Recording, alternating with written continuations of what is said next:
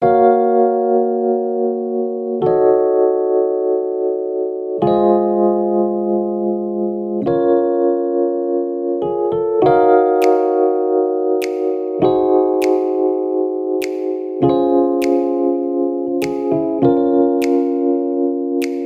giờ này lại tắt, phố thức cùng đèn đường hiu hắt, có chút mưa bay qua mi mắt. Rồi thì ai đưa em về đêm nay? Giờ này còn trên phố, có mấy đôi thì thầm nhỏ to, tíu tít và chạy về đâu đó. Rồi thì ai đưa em về đêm nay? Tim em đau như rồi, chân em đã mỏi rồi, đông cũng đã về rồi, em vẫn một mình thế thôi. Đêm nay sẽ thật dài, em cũng đã mệt nhoài, sương rơi đêm lạnh đầy. Vậy thì ai đưa em về đêm nay? Take me back, back home, đường về cũng chẳng có xa, đưa em về qua ba ngã năm, năm ngã ba là nhà. Take me back, back home, đường về cũng chẳng có xa, đêm khuya rồi sao không có ai đưa em đi về nhà. La la la, la la la, ai đưa em về? La la la, la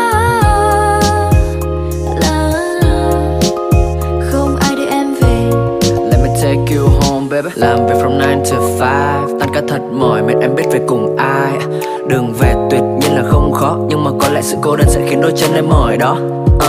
Em đi đâu xa nên anh đưa về nhà, đừng về một mình vì đường nhiều người quá. Không đi quá vội, anh đây sẽ đợi, vì dừng bao nhiêu lần đèn đỏ chỉ khiến anh vui thôi. Tim em đau như rồi, chân em đã mỏi rồi, đông cũng đã về rồi, em vẫn một mình thế thôi. Đêm nay sẽ thật dài, em cũng đã mệt nhoài, sương rơi đêm.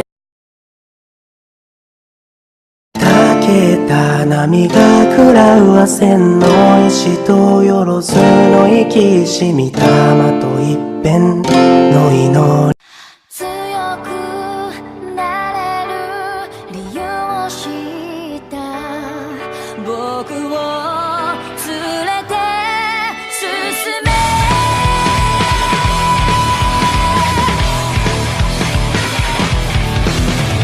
泥だらけのその後を見よう、こわばる心震えに手は掴みたいものがある、それだけさ。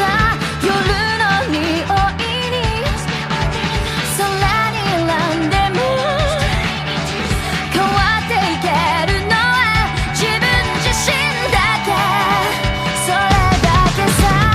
強くなれる理由を知った僕を連れて進め。どうしたって消せない夢も止まれない今も誰かのために強くなる。